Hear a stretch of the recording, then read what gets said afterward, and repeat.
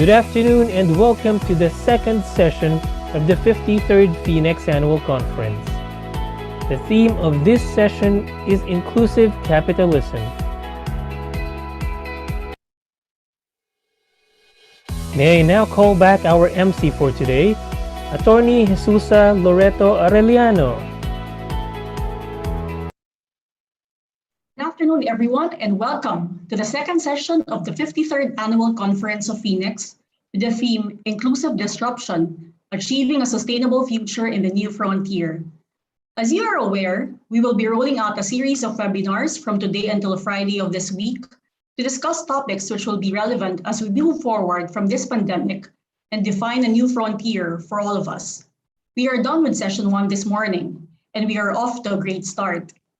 This afternoon session will revolve around inclusive capitalism. But what is inclusive capitalism? Why is it needed? Who benefits from it? Why now? And how can it be a catalyst for recovery? These are the questions that we hope we can answer in this forum. Today, we are very fortunate to have with us the chairman of the only Philippine conglomerate represented in the steering council of the Council for Inclusive Capitalism with the Vatican. Mr. Jaime Augusto Zubeldi Ayala is the chairman of Ayala Corporation, as we all know, is one of the largest business groups in the Philippines. Outside the Ayala Group, he is a member of various business and social civic organizations in the Philippines and abroad, including the JP Morgan International Council, JP Morgan Asia Pacific Council, Mitsubishi Corporation International Advisory Council, and Deep Frog Investments Global Leadership Council. He sits on the board of the Singapore Management University and on various advisory boards of Harvard University, including the Global Advisory Council, HBS Board of Dean's Advisors, and HBS Asia Pacific Advisory Board, which he chairs. He is a chairman emeritus of Asia Business Council, a trustee of Endeavor Philippines, the Philippine representative to the Asia Pacific Economic Cooperation Business Advisory Council from 2010 to 2015, and a steering committee member and steward of the Council for Inclusive Capitalism with the Vatican. He was awarded the Presidential Medal of Merit in 2009, the Philippine Legion of Honor with the rank of Grand Commander in 2010, and the Order of Mabini with rank Commander in 2015 by the President of the Philippines. In 2017, he was recognized as a United Nations Sustainable Development Goals pioneer for his work in sustainable business strategy and operations. The first SDG pioneer from the Philippines, he was one of the 10 individuals recognized for championing sustainability and the pursuit of the 17 SDGs in business. I can go on and on, but this man really needs no introduction. Ladies and gentlemen, Mr. Jaime Augusto Zubeldi Ayala.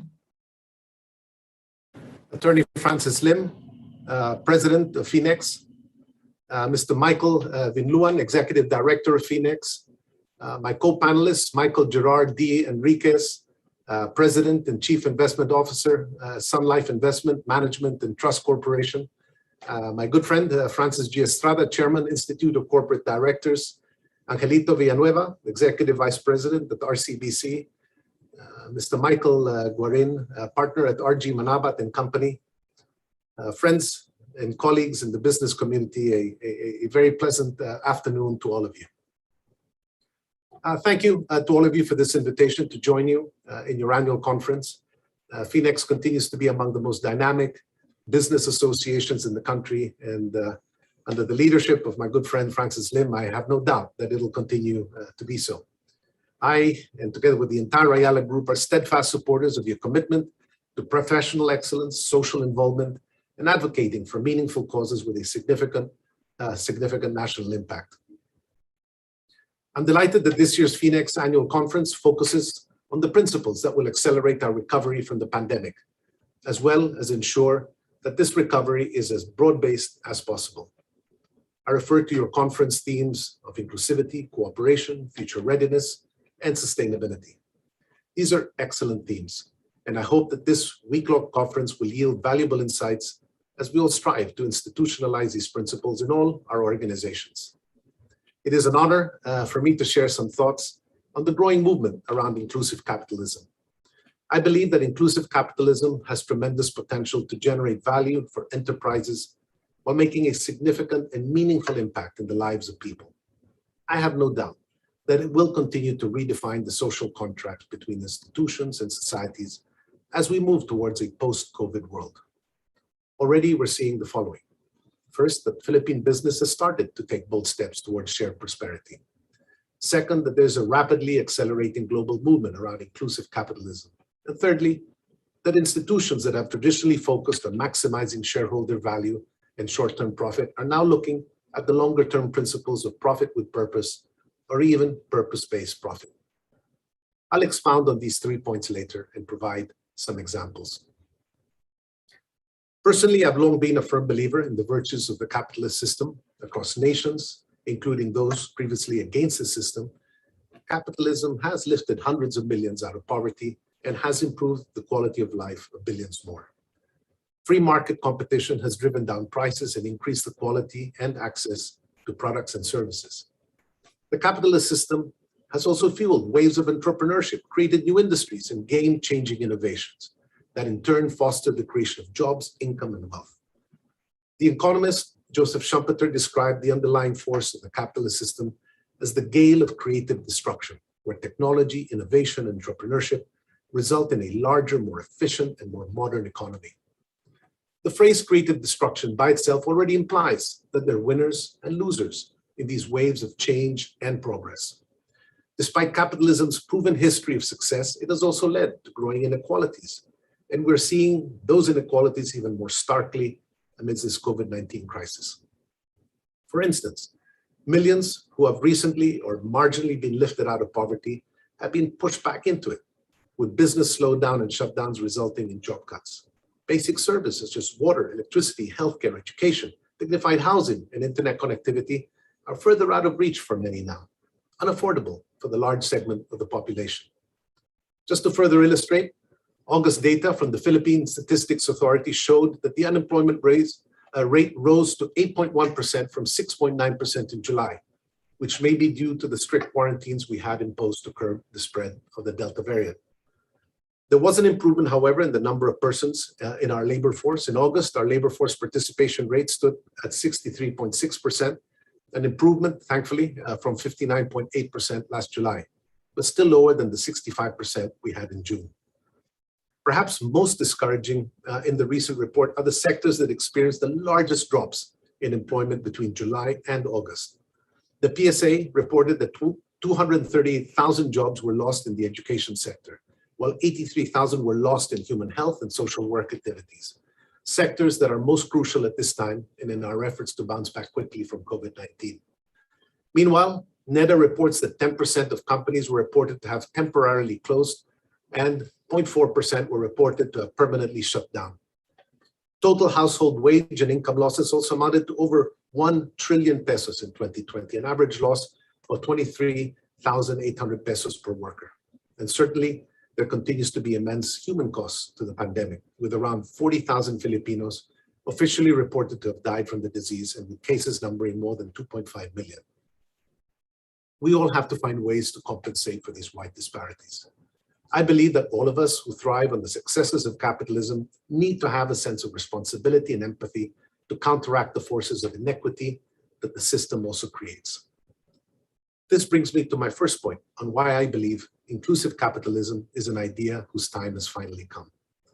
I'm delighted and hopeful in the bold step taken by the Philippine business groups to harness the power of capitalism for good. I have to credit Francis Lim, who during his term at the head of the Management Association of the Philippines was among the leaders of the more than 20 business organizations that spearheaded and signed the Covenant for Shared Prosperity last November. The Covenant builds on several ongoing initiatives by the private sector to support employees, supply chain partners, and the community at large.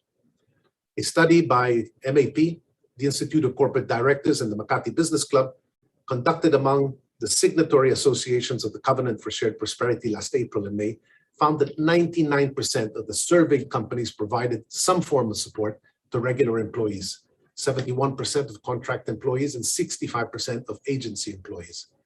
This commitment also extended to clients, customers, and suppliers in the form of fee waivers, advance payments, and extended payment terms, and to healthcare workers through the provision of protective equipment, meals, accommodations, and quarantine and testing facilities.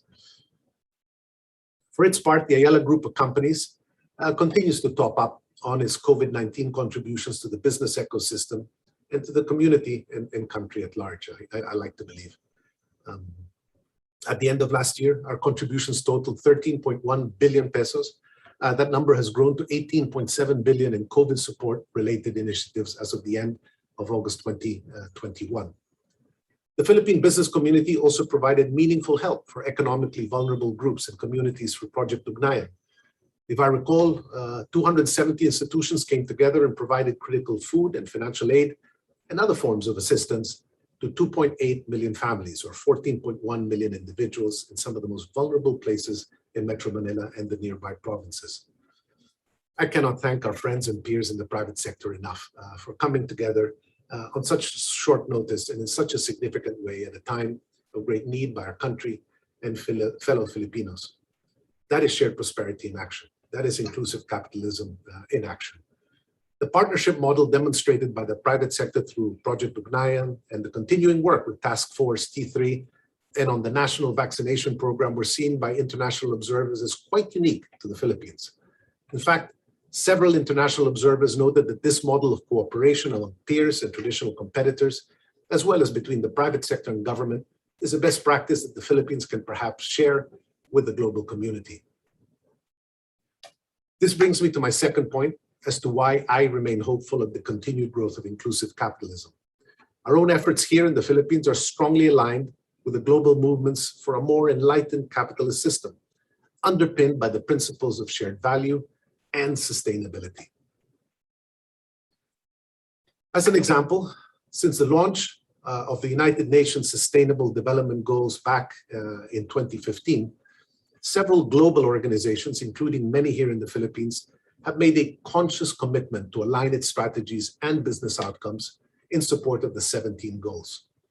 As we move closer to 2030, which is the target date for the achievement of most, if not all, these goals, organizations will continue to face tremendous pressure to integrate the SDGs in its operations.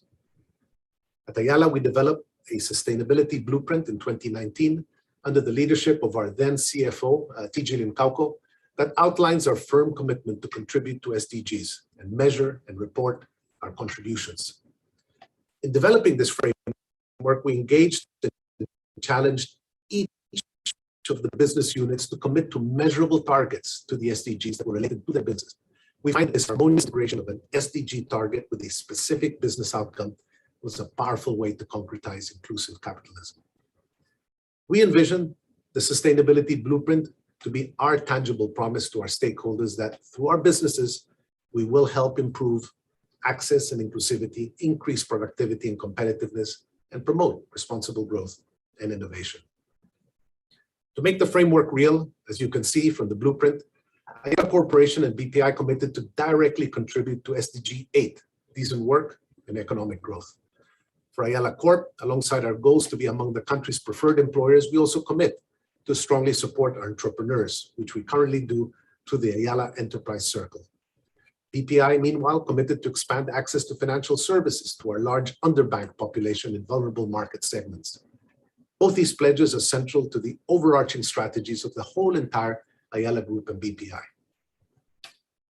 Building on the UN SDGs and the Ayala Sustainability Blueprint, allow me to talk about another international group that I have had the privilege of recently joining as a member of its steering committee.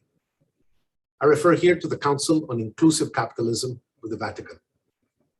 Launched in December last year, the Council is a global community of leaders working to build a more inclusive, sustainable, and trusted economic system, inspired by the teachings of Pope Francis and other faith and ethical leaders. This broad coalition of like-minded peers believes that it is both a moral and market imperative to create equitable progress through collective action. The Council's mantra is that doing good for society and doing well for the enterprise are intrinsically linked and is the optimal way for capitalism to function. The Council now counts over 140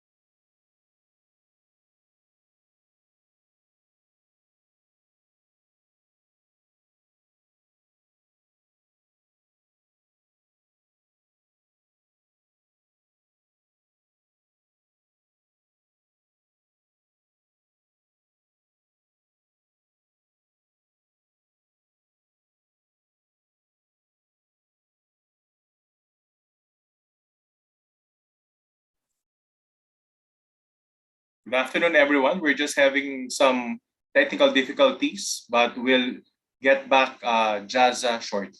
Thank you.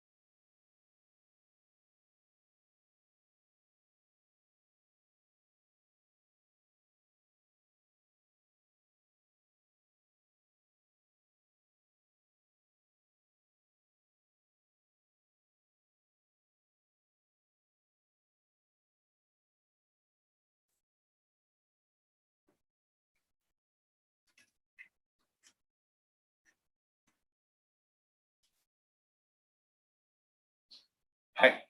Good afternoon, Jaime. Seems like there were some difficulties with it. I understand from Mari P. If you can just share with us the tail end of your message with us. Absolutely, Mike. No problem at all. And I'll just try to keep the rhythm going. If maybe someone can just share the slides. Is that possible, though? Yep, very good. So we were on the topic of inclusive capitalism, Mike, and I'll continue from there. Really going back to the council's mantras are doing good for society and doing well for the enterprise are intrinsically linked and is the optimal way for capitalism to follow. And it's something we share within the Ayala Group. I was mentioning that the council now counts over 140 CEOs and global leaders across 163 countries, representing about $10.5 trillion of assets under management, 2.1 trillion in market capitalization, and 201 million employees. Companies such as Allianz, Ernst & Young, Salesforce, Bank of America, BP, Johnson & Johnson, among others, are members. It's just a great initiative. Membership in the council entails making and following through on concrete commitments in line with the principles of investing in the empowerment of people, protecting our planet, fostering inclusive prosperity, and elevating our principles of governance. These four principles, which were adapted from the pillars of sustainable value of the World Economic Forum's International Business Council, are also tied to the UN's SDGs, Sustainable Development Goals, that I mentioned earlier. Presently, the Council is designing targeted work streams and collaborative projects to advance the inclusive capitalism agenda, among which includes supporting the creation of common metrics and standards around ESG and SDG-aligned investments. One such work stream is on the just energy transition, a commitment to both provide inclusive access to energy necessary to propel industry, as well as to responsibly preserving our planet's finite resources by moving towards renewable green energy. Our own Ayala Energy subsidiary, AC Energy, is an active contributor to the Council's Just Energy Transition workstream, both at the CEO Roundtable as well as on its steering committee. I sincerely believe that joining this noteworthy movement and making and actualizing concrete commitments would be an excellent way to take our pledge under the covenant of shared prosperity to this next level. I think this is a super opportunity for the Philippine business community, as the principles embedded in the covenant are well aligned to that of the Council. I invite you to consider joining, all of you. And our team at Ayala would be happy to facilitate any discussions regarding the Council for Inclusive Capitalism with the Vatican. This then leads me to my third point on my hopefulness on the upward trajectory of inclusive capitalism. Organizations and sectors that were traditionally focused on the sole pursuit of profit and shareholder returns are now rapidly transitioning towards sustainable investing and profit with purpose.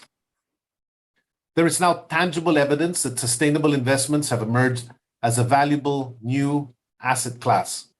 According to BlackRock, from January to November 2020, mutual funds and ETFs invested $288 billion globally in sustainable assets, which is a 96% increase from 2019. S&P as well had complementary findings.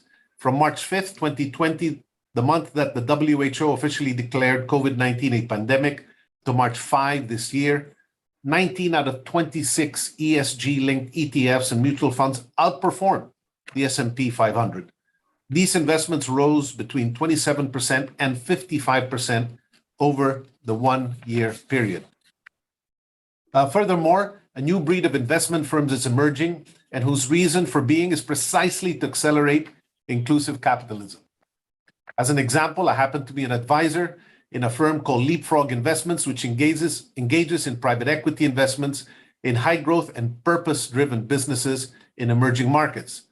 Leapfrog aims to harness the significantly untapped and underserved emerging market consumer base.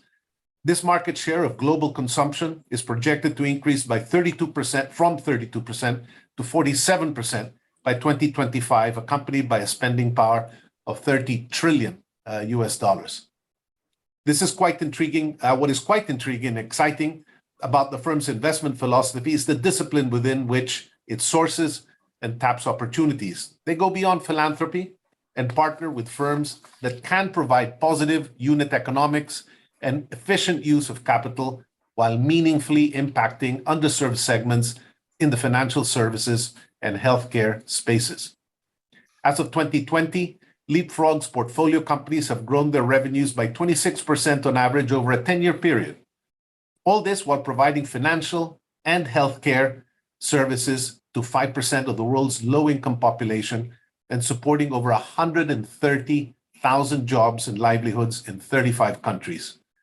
As a testament to their investment thesis of profit with purpose, Leapfrog has attracted investments from the likes of AXA, AIG, JP Morgan, and IFC, and more recently from Temasek itself, if I recall, up to $500 million investment. So in conclusion, I remain a firm believer that capitalism is a powerful engine for growth and can and should be harnessed as a force for doing good while doing well. We may be at an inflection point in capitalism's life stage, moving towards tremendous value creation and equitable, human-centric progress. The commitment to the Philippine business groups for shared prosperity, the growing global movements that include the Council for Inclusive Capitalism with the Vatican, and the investing community's transformation towards sustainable investing all show that indeed, inclusive capitalism is both a moral and market imperative. It is our shared responsibility to our stakeholders to sustain and drive this momentum. Before I close, allow me to just leave everyone with some thought starters as you begin your week-long conversation on an inclusive and sustainable future. Firstly, the Covenant for Standard Prosperity is a very admirable step. How else can we take our collective commitments further? Might we be able to further concretize these commitments to more tangible initiatives? Secondly, what lessons on inclusion and sustainability can we import from overseas? Conversely, are there any Philippine models, such as Project Ugnayan, that we can perhaps share with our peers in the region and beyond?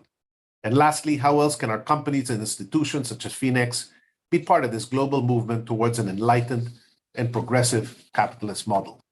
I thank FINEX for this opportunity. I look forward to the panel discussions and the discussions that you will all have later. And thank you again for allowing me to participate in this great conference, and hoping that many of you will continue to join in this movement for inclusive capitalism, which I personally think is the future of the system that we've all grown to admire and love. Thank you very much again, and I look forward to the discussion. Thank you, Jaza, for an enlightening and inspiring presentation. At this point, I would like to introduce our reactors. Each of them will have 5 to 7 minutes to present their reaction and insights about the topic. After their reactions, they will be joined by Mr. Zubel de Ayala in the panel discussion. I will introduce them now in order of presentation. Our first reactor is Mr. Michael Gerard Enriquez. Mr. Enriquez is the President and Chief Investment Officer of Sun Life Investment Management and Trust Corporation. He was formerly CIO for both Sun Life of Canada Philippines and Sun Life Grepa Financial for almost 10 years until just this June 2021. Mr. Enriquez was the Vice President and a member of the Board of Trustees of Sun Life Foundation from 2012 to 2017. Has over 24 years of solid and distinguished portfolio management experience gained from stints in various investments and financial service companies like Abacus Securities, Citicorp Financial Services, PhilEquity Management, and ING Investment Management, where he headed the equities desk until 2011. Our next reactor is Mr. Francis Estrada. He has been an independent director and board committee chair in a number of leading publicly listed companies like Ayala Land, Film Life, Energy Development Corporation, and Rizal Commercial Banking Corporation, or RCBC. He has served as chair of the Institute of Corporate Directors, De La Salle University, Philippine Military Academy, the Development Bank of the Philippines Advisory Council, and the De La Salle Philippines Investment Committee. He has served as trustee, governor, board member, of fellow of a number of not-for-profit enterprises like the De La Salle Philippines National Mission Council, De La Salle University, Xavier Labor Relations Institute, India, Shanghai Jiao Tong University School of Management in PRC, among others. He served as president and CEO of the Asian Institute of Management from 2006 to 2009, and William E. Simon and Sons Asia LBC from 1992 to 1997, an investment partnership he co-founded with former U.S. Treasury Secretary William E. Simon. He was president and chief operating officer of Asian Oceanic Holdings Limited from 1983 to 1991, an investment banking partnership he co-founded with former American Express Bank chairman and CEO Richard M. Bliss. Following his return to the Philippines in 1997, Mr. Estrada was chairman and general partner of Equity Managers Asia, Incorporated, an investment firm he co-founded. Our last panelist is Mr. Angelito Villanueva. He is Executive Vice President and Chief Innovation and Inclusion Officer for RCBC. Concurrently, he is the Chief Digital Transformation Advisor for the Yuchenko Group of Companies. He is also the founding chairman of FinTech Alliance PH, a digital organization of more than 70 top companies generating over 90% of FinTech-initiated transaction volume in the Philippines. He was recently named the Chief Innovation Officer of the Year by the Financial Times-owned The Banker at its Innovation in Digital Banking Award in 2021. He has over 25 years of experience in banking, telecommunications, payments, development finance, advisory, emerging regulations, and financial technology. He has merited over 60 global and regional awards, including being named as one of the top 100 fintech leaders in Asia and Mr. Fintech of the Philippines by Biz News Asia. To facilitate the open forum, may I also introduce Mr. Michael H. Guarin. Mike has been a partner at KPMG RG Manabat & Company for the past 14 years. He is a member of the firm's executive committee and head of one of 3 business development units of the Deal Advisory Group of the Philippines. He oversees all M&A transactions, including due diligence and valuation work in the Philippine market for KPMG. Mike is the current Vice President for Internal Affairs of FINEX. Take it away, Mike. Hey, thank you very much, Jing. So good afternoon, everyone. It's a pleasure to be moderating this session. So without further delay, may I ask our first reactor to share his piece. Go ahead, Mike. Okay, good afternoon, everyone. And thank you, FINEX, for inviting me to be part of this panel discussion. So let me be the one to start.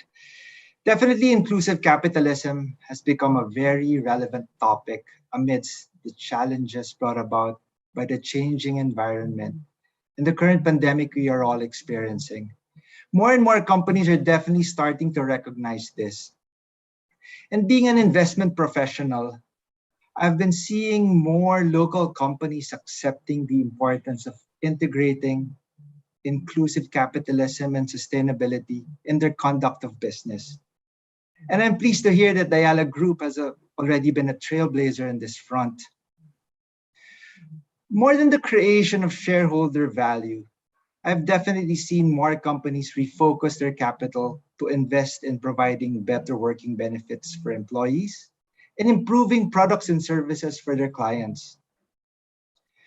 This move has become more evident since the start of the pandemic from last year, absorbing higher expenses in order to preserve employment amidst the lower business activity, which really brought down share prices, up to extending various concessions in aid of clients. This is, again, a true demonstration of empathy amongst the corporates.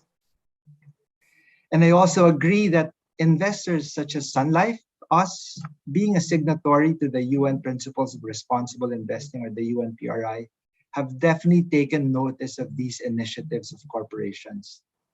In fact, our current investment process, we have already integrated an ESG scoring framework since 2 years ago.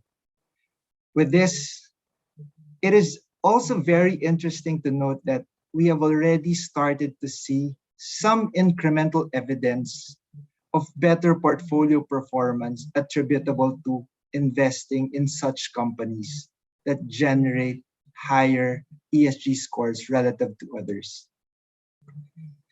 And in Sun Life Philippines, being an insurance and asset management company, the focus on being a trusted and responsible business has been the forefront of our various programs and initiatives. In fact, the various programs over the last few years have stemmed from this theme of sustainable and responsible business. This covers the aspects of starting with educating and then providing both our employees and our clients suitable products for their financial security, and at the same time being able to live as what we call in the insurance world, healthier lives. And again, I would be happy to elaborate more on this during our panel discussion later. Thank you. Thank you, Mike.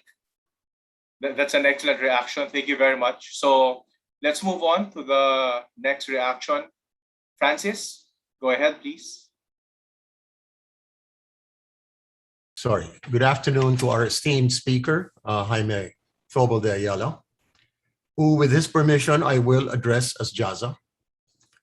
My esteemed Tocayo and good friend, FINEX President Francis Lim, my colleagues in the panel, Michael and Lito, and our moderator, Michael. As an icon of Philippine private enterprise, it is heartening to hear Jaza's commitment to a concept that addresses what, in my opinion, has been some of the most glaring failings of the free market economy. Equally heartening is to hear about the important initiatives and significant contribution of private enterprise to the COVID crisis. Having had the privilege of seeing the efforts of some of the major Ayala companies up close, I applaud the group's efforts.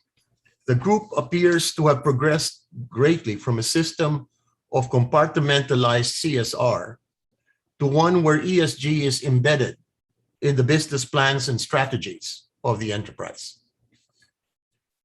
Now to the broader economic paradigm, that the interests of enterprise and society, stakeholders in my lexicon, are inexorably linked is self-evident. However, this epiphany appears to collide with the thinking of heretofore mainstream influencers, in addition to Schumpeter, who Jaza has referred to. First, Adam Smith's invisible hand posits that the sum total of individual behavior seeking self-interest results in the best economic outcomes for all.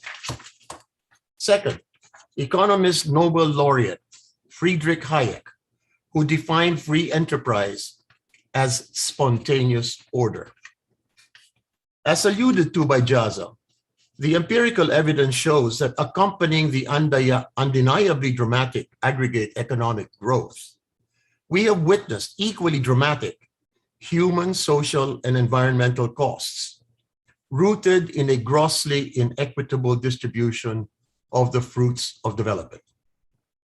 I submit it is time to replace the orthodox capitalist doctrines of the invisible hand, creative destruction, and spontaneous order with a thoughtful and deliberate stewardship framework, which defines private enterprise's highest objectives as sustainability and inclusion. Now, here are my comments. I support Jaza's concept of inclusive capitalism if it acknowledges a number of things. First, that the Darwinian competition that capitalism has unleashed in the past, animal spirits, as mentioned, as described by a Fed chairman, has created deep and seemingly intractable societal divides. Second, the imperative for a new paradigm that puts the human being at the center of the ecosystem is urgent. This is the theme of a number of papal encyclicals, including Rerum Novarum of Pope Leo XIII, Centesimus Annus by John Paul II, and Laudato Si by Pope Francis. Third, there is an urgent need to revisit the relationship among the enterprise and its stakeholders. That is, its shareholders, its customers, its employees, its value chain, the markets it operates in, and the broader society it operates in. To achieve the objectives as articulated, the prevailing enterprise paradigm must change from maximization of shareholder value to the maximization of long-term stakeholder value. Now, impact investments are those that are made in companies, etc., organizations and funds with the intention of generating measurable, beneficial social and environmental impact alongside financial return. The classical model assigns and attributes equal weight to your traditional IRRs with measurable social rates of return. Officially coined first by the Rockefeller Foundation in 2007, impact investing reportedly began in Europe when a number of family offices began to require their investment managers to find investments that offered tangible, measurable social in addition to financial returns.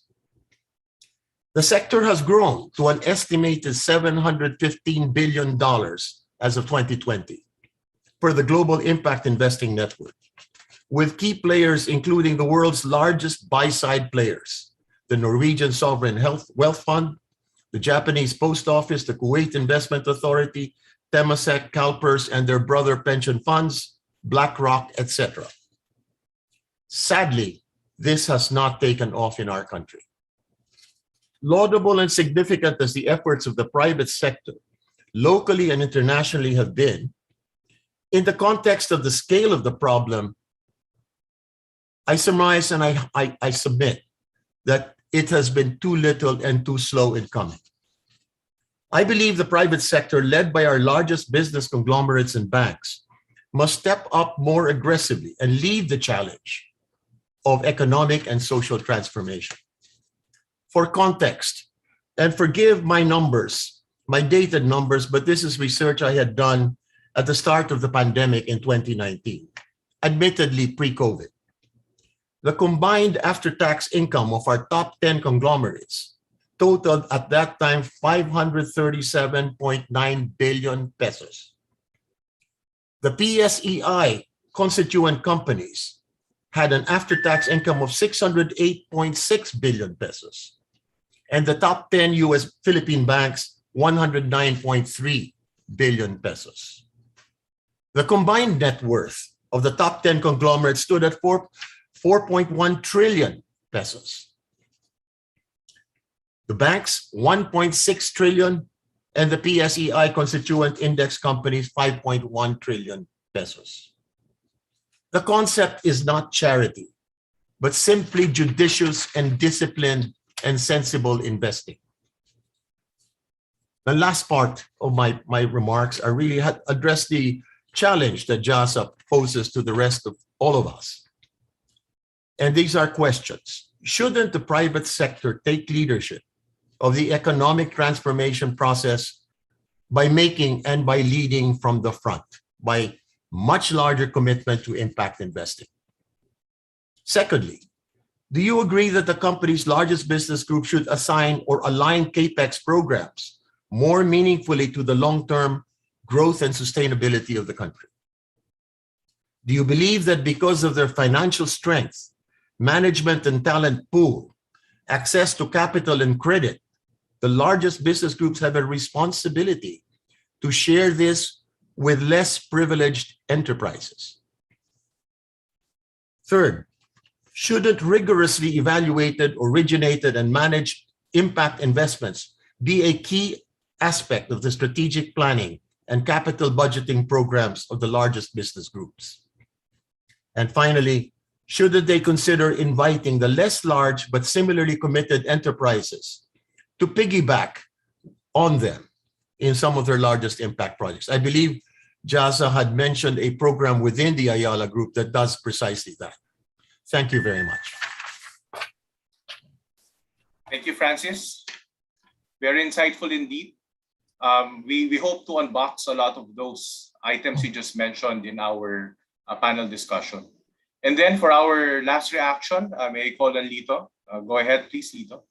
Thank you, Mike. Of course, to our guest speaker, Mr. Jaime Apusto Ayala, to my co-panelists, Michael and Mr. Francis Estrada, to our moderator, of course, Michael G, and to Attorney Francis Ed Lim, and all who are in attendance to today's session. A pleasant afternoon. In reaction to what Jasa said, innovation with empathy, doing well by doing good. These have become good here to catchphrases in business to describe how we should balance and synergize the values of purpose and profit.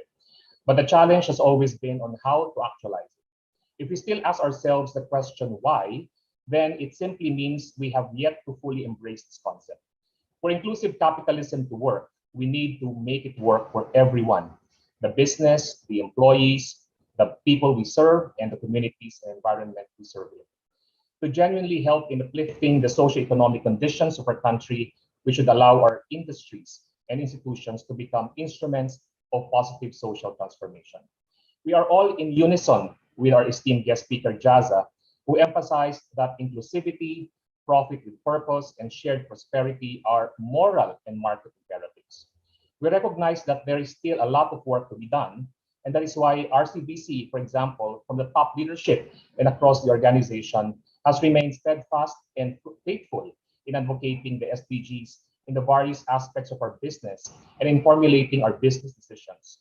RCBC adheres to a three-pronged approach which drives our core business, and these are enabling equitable opportunities through digital, second, stewarding environmental sustainability, and lastly, harnessing competition for greater consumer empowerment. First, enabling equitable opportunities through digital. RCBC has embraced contextual banking to cater across the spectrum from the mass affluent to the mass market. It's about enabling digital technologies to provide equal, responsive, and responsible access to finance. It's about empowerment with empathy. Being a bank for all is imperative to drive the essence of inclusion and to successfully introduce innovative, interoperable, and inclusive digital financial services. The introduction of the multi-awarded Discarded as the Philippines' first and only Taglish and Cebuano Inclusion Super App is just one of the few interventions we introduced at the height of the pandemic. And our efforts have been rewarded by the warm reception of its target clientele, with close to 5 million app downloads across all 81 provinces in the country. And now, just after 14 months, it has facilitated in excess of 13 billion pesos, or about 257.6 million US dollars in gross transaction volume. This despite the presence of over 200 finance mobile apps in the country today. It also goes beyond a mobile app as it provides livelihood opportunities for micro-enterprising Filipinos, and we call it Pakisuyo program. Even enabling the renewable energy ecosystem of our partner, One Renewable Energy, through payments, lending, microinsurance, microlending, and telemedicine in remote island barangays in Sibuto and Stangkay in Tawi-Tawi, to name a few. While the RCBC mobile app meant for the mass affluent remains to be amongst the most advanced digital banking features, and of course, the pioneering RCBC ATM Go still continues to be the reliable community mobile ATM with handheld terminals that cater to ATM cardholders in far-flung areas, majority of whom are conditional cash transfer or pantawid household beneficiaries. We are humbled that our efforts have paid off, and we're lauded not just locally but internationally as well. And this honor includes RCBC's back-to-back Best Digital Bank in the Philippines award from Asia Money. Second is stewarding environmental sustainability. We take on the role of environmental stewards seriously, as evidenced by the bold move RCBC made as the first bank to declare no coal. We have stopped funding new coal projects 2 years ago, and we expect our coal portfolio to drop in half in 5 years. Our green and sustainable projects now account to 10% of our total loan portfolio, and we target to double our sustainable portfolio by 2030, covering a wide pipeline of projects on solar, wind, and hydro. Our efforts in taking the lead in employing industry best practices in the areas of environmental, social responsibility, and corporate governance has been reinforced by a number of global accolades, including the Asset ESG Corporate Awards. The bank has continuously sharpened its focus on sustainability efforts with a number of trailblazing initiatives, such as the development of the environmental and social management system as early as 2011, the development of a sustainability finance framework in 2018, the issuance of sustainability and green bonds aligned with the ASEAN Sustainability Bond Standards also in 2018, and taking on lead roles in financing some of the country's biggest green infrastructure projects. And these are some of those green and sustainable financing initiatives. And RCBC has been funding renewables for over 7 years now. Recently, RCBC has been the first Philippine bank to join the Partnership for Carbon Accounting Financials as part of its commitment towards sustainable growth and environmental protection. The bank is committed to disclose the greenhouse gas or GHG emissions of its portfolio within 3 years from membership. Our goal is to make a sustainable impact to society by offering low carbon and climate resilient financing to environmentally harmful enterprises and increasing support for cleaner businesses with less GHG emissions. As a PCAF member, the bank also contributes to achieving the Paris Agreement objectives. And lastly, harnessing competition for greater consumer empowerment. With the current open finance framework issued by the BSP, the industry can now unlock the huge potential of collaboration. a testament on the healthy relationship among industry players and the regulators with the consumers as the ultimate winners. Co-opetition is how the industry will thrive in the coming years. This led to RCBC championing Synerfi, or Synergy in Finance, which aims to level the playing field by enabling rural banks, MFIs, cooperatives, and other small players to implement and scale digital transformation and financial inclusion initiatives with our customers in mind. It allows us to work closely together and align our initiatives and innovations with personalized, human-centric solutions that directly address the common Filipinos' needs to help us truly understand the genuine needs of the market we serve and wish to further reach. We can only attain a sustainable future if there is inclusive prosperity, or at the very least, we should set the stage to enable this to happen. It is not a choice between profitability and inclusion. If we are still asking this to ourselves, then it means that we haven't understood or embodied the true essence of sustainability. Again, for inclusive capitalism to work, we need to make it work for everyone. In the vernacular, lahat kasama, walang maiiwan. This concept, as Jasa points out, should be intrinsic to the company's goals and in business decisions. It is not a choice between the two, but the will to see them through. And thank you so much. Good afternoon. Nicely said, Lito. Thank you very much. So, and again, congratulations on all the accolades and awards that you and the bank have been receiving. Feels like almost every 2 weeks, Eugene posts something new on Facebook. So congratulations. So so for everyone's reference, we're all done with our initial reactions and insights. Very interesting indeed. So may I ask, hopefully everyone's already on Spotlight. Hopefully Jaime. May I ask our controller to put everyone back on Spotlight, Mike, as well as Francis, just so that everyone will be seeing everyone this panel. So, so actually, if you do a general search on inclusive capitalism, you won't necessarily see a lot of hits. That's for now. So we would like to think that our audience and attendees will appreciate hearing more about this concept, as well as hearing concrete examples on how the concept of inclusive capitalism was brought to fruition and crystallized by these different organizations. So I would like to remind our audience members and attendees, feel free to post questions or clarifications. We will be monitoring those questions. So to start things off, can I go back to you, Jaime? So I'm interested regarding what it will take for inclusive capitalism from concept to action. You know, also from a thought, from philosophy to actual practice. In your presentation, you mentioned specific initiatives within the Ayala Corp group, as well as across different business organizations like the Prosperity Initiative, Project Ugnayan. But as with most things, it's easier said than done. So maybe you can help us to understand what it normally takes to achieve having those kinds of outputs or deliverables. Yeah, thank you very much, Mike. Maybe let me just start by thanking Mike, Francis, Lito for the remarks. They built very nicely with many of the thoughts that I have on my mind, and thank you guys for your own thoughts. I wrote notes down, and I think it's just a pleasure to see that we're all aligned. Sometimes in these panel discussions, people expect opposing points of view on issues like this, but frankly, this is one where I'm happy we're all aligned, because I'm a firm believer that we have to shift. Moving from theory to practice, Mike, just a couple of thoughts, and happy to hear my colleagues as well. COVID-19 has hit everybody in a really terrible way. Let's just face that fact. And in a way, out of bad things, I sometimes think come good things. Consumer demand has fallen. Everyone has not been spared by this, both from a health point of view, from a business point of view, from their ability to produce goods and services. And the government as well has been hit badly. It's forced, first and foremost, a new concept of cooperation amongst all of us.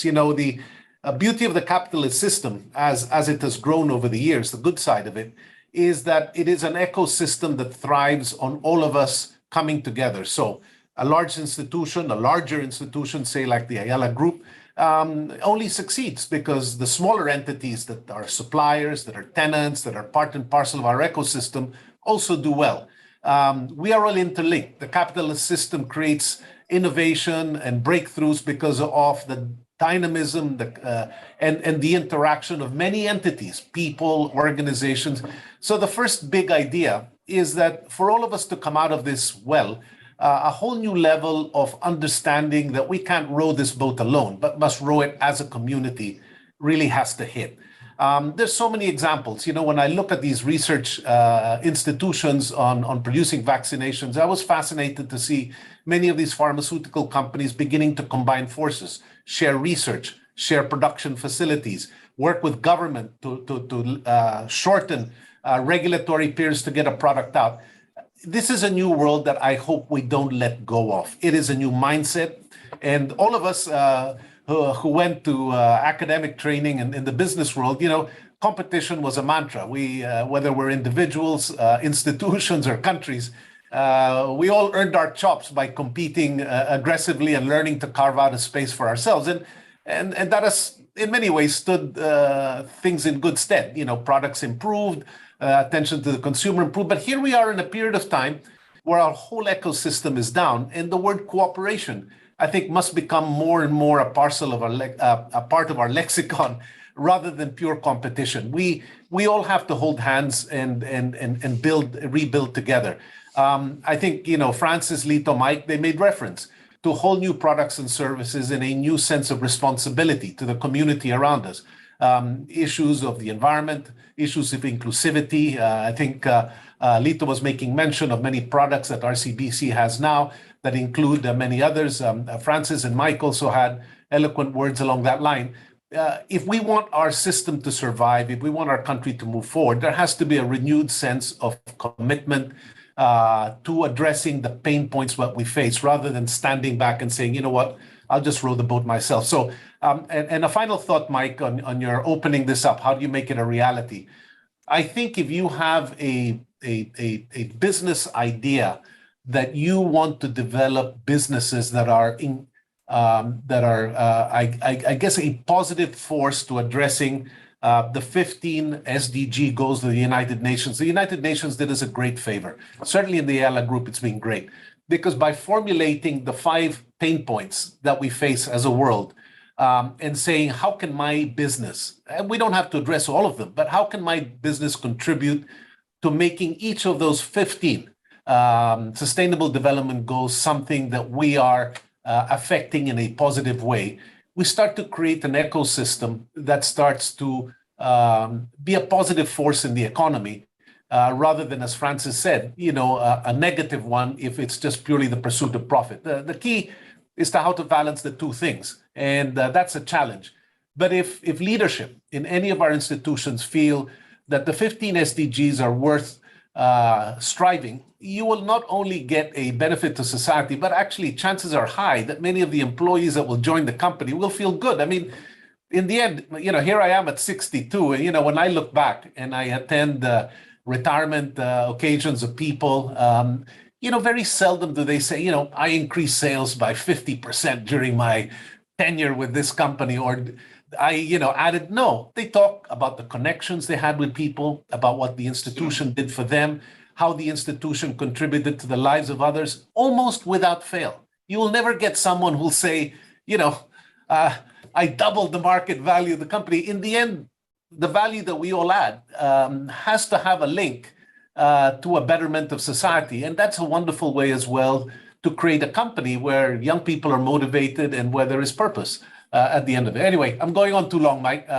I think it's a mindset that we all can have, and we all have a role to play in this. And if you believe in a philosophy of addressing pain points, then the organization will find, just like Francis, Lito, and Mike gave examples of touch points that can be addressed, then you start to create a catalyst for the betterment of society, instead of just pointing, say, to the public sector to address those pain points. Thank you.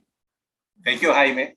So, I mean, I'm sure all of us are always in amazement when we hear you speak. No? And specifically the concepts regarding, you know, betterment of society and cooperation, a lot of those really do hit the right spots within us.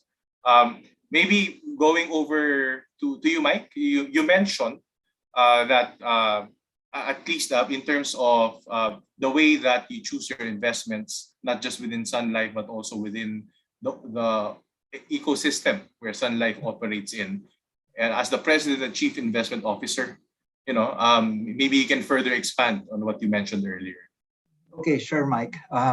Well, for us, Sun Life, we really value incorporating ESG, and how we value and incorporate these principles is, first, you recognize that we operate in the Philippines, that if we exclude and be strict on ESG, we won't invest in anything. So it's more of, our approach is more of integration rather than exclusion. So that's why I mentioned about a scoring framework, because you recognize that some companies may be ahead relative to the others in the same sector, or as a general business climate. So when we look at each and every company, we have a checklist and we abide by those, and our analyst would assign certain weights to each one, and we come up with a valuation, and it's a premium or a discount. That's how we look at how we integrate ESG. And as I mentioned, so far over the last 2 years when we started this framework, it has benefited the portfolios.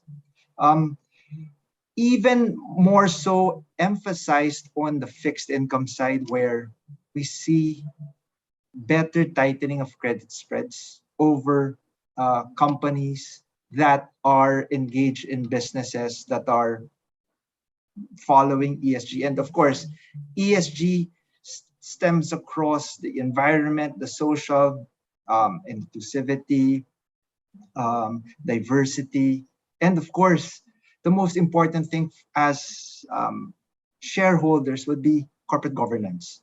And this is something that we value, especially when you look at each of the company. How transparent are each of these companies? And it's very important as an investor who represents a lot of smaller investors through our funds. And we make sure that we do the right due diligence in order to choose and put investments on the right companies. So it's really a matter of integrating it more than excluding a lot of the companies. So I think that's how we try to approach this process. I see. Thank you, Mike. And then in terms of timelines, I mean, what you're discussing now would be the current state. How long did it take you? Because I'm sure for other companies that have not yet necessarily implemented, the principles or the guidelines, the ones that you're describing now, was it a challenge within Sun Life to introduce, those principles in terms of evaluating the potential investments and making the necessary changes? We're Sun Life being a multinational, we're a bit spoiled, given that we just adopted some of the practices of our regional office and the North American office. It was more of a challenge for us to really approach each of the companies and started putting an evaluation or interviewing them and asking a lot of these questions, which probably at first most of these companies were quite surprised, and why we were interested in some of the other factors in the way they conduct their business. So I think for us, it was really more on adopting what we have already in-house and then just applying it locally. I see. Thank you. Thank you, Mike. Well, over to you, Francis. Every time being the chair of ICD, when I think of ICD, I think about corporate governance, independent directors. How have you seen corporate governance evolve, maybe as a result of inclusive capitalism? Or maybe your answer is you've not necessarily seen it yet in the actual marketplace. I'd be happy to hear what you've been seeing. Well, I think both domestically, Mike, domestically and internationally, we are part, for example, of the Global Network of Directors Institutes. And it seems to me that there are a couple of developments. It's not just corporate governance as an end in itself, but really in relation to strategy and strategy execution. Because at the end of the day, if you do not execute, it really is meaningless as far as the enterprise is concerned. Now, trends, it seems to me that governance, which is basically transparency, accountability, and fairness, are the three major mantras of governance. The issue really is that often by itself, that is a natural inclination which regulators, for example, would tend to support in different jurisdictions. And if you will recall, the start of all of this was really after the 1997 crisis, when it became very clear it wasn't simply the prudential guidelines that central banks used that affected, in effect, the collapse in in Asia. Now, I think the real future really is in aligning the interests of independent directors, governance, and strategy with the buy side that Jaime Augusto had referred to. In other words, it seems to me that the major institutional investors in the world have the long-term self-interest. They realize that this is going to affect them. It is a gut issue. And therefore, the alliance between governance, the idea of best practices and governance, and the buy side, buying into it, if you will, is, I think, critical. Because that then affects the attitudes of everybody else. That's point one. Point two, if I may make a somewhat controversial statement, whenever I listen to Jaime Augusto, I am always impressed by the incredible way, he has a wonderful way of communicating major messages without being offensive. And unfortunately, this is not necessarily a lesson I have learned. So let me get to my point. My point is really, I do not think the private sector has the luxury of waiting. In other words, if we don't do it, you know who will do it. And if you know who will do it, it is scary. There is evidence that is rife on how badly things can be executed if they're not executed with the right domain expertise, discipline, and integrity. So I'm really saying that if the private sector does not step up, it's going to lose this opportunity and we're going to lose generations, in my opinion. So I think we all have to go into that bandwagon, and not incrementally by any way, shape, or form. Nor, by the same token, the last point is it cannot be formula driven, as I think Mike E. has been pointing out. It cannot just be a formula, or there are corporate governance scorecards and so forth. But that's why we have judgments, right? That's why we have something between our ears. So I think we need to get together, and I love the idea that Jaime said that it is not, we're beginning to learn that we are interdependent, and it's not a zero-sum, it cannot be a zero-sum game. I mean, if we don't get, it's been millennia and we still don't get it, I think we're really in deep trouble. Thank you. Thank you, Francis. So over to you, Lito. So touching on the concept mentioned by Francis, we can't do this incrementally. If we want to do this, it has to be big bang in a big way. I'm connecting that with, given all the success that you've done, being the chief inclusion officer, among others, within RCBC, you've actually only been with the bank for around 2 years, right? So connecting that with we know we want things to happen, and it seems like you've actually made things happen within the bank within a short period of time. What do you think are some of the learnings, right? I'm sure there will always be challenges within organizations. You want to do things, but inertia simply acts up, right? People are not used to doing things differently. So maybe we can learn something from your 2-year experience with RCBC, Lito. Go ahead, please. Thank you, Mike. So I think from your question, I think it's really more of how you can get things done, how you could make things happen. In this environment that we are living in, it's practically all about speed and scale. right? You can't afford to wait for forever, as everybody would say, there's no forever, because and of course having to ensure that what you are trying to push to the market is something that would actually generate traction, right? Because in my 2 year stint with RCBC, of course we know that RCBC has been there for for 61 years, no? And being in a traditional or legacy bank, as we call it, the transition has actually been very swift in terms of us being now a challenger bank, right? Because we know for a fact that there have been an impetus of or the surge of digital banks coming into the Philippines, being backed by well-oiled foreign entities, no? And that is a good thing, because what we are trying to do here is to really promote competition. And what I would like to see here is that this year, moving beyond COVID, is the era of massive competition. That's why we welcome the emergence of all of these players, because right now, aside from your digital banks coming in, aside from your existing fintech players that will up the ante further, you also have these banks right now that are in the market that will also make sure that they will be at par with the rest of the other players.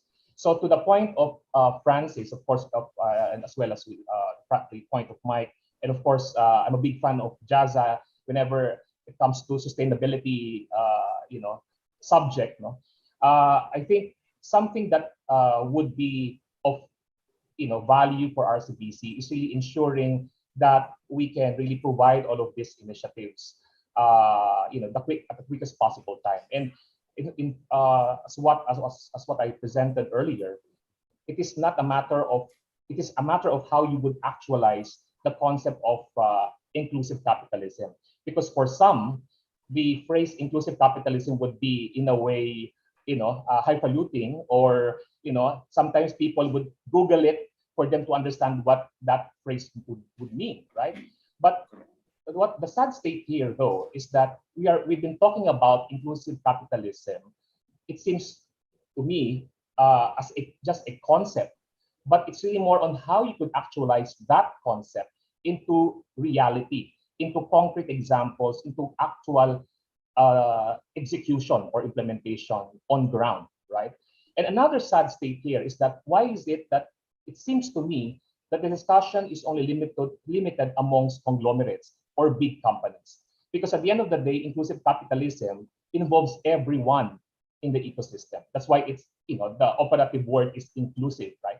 So including SMEs, for example, even micro enterprises, even individuals themselves must be able to embrace this concept, right? Again, it's not just about concept, but that concept should be an action phrase, right? So this is something that I think all of us here in this panel, for example, or that's why I'm also wearing my other hat as chairman of FinTech Alliance, as one of the signatories of the Shared Prosperity a manifesto.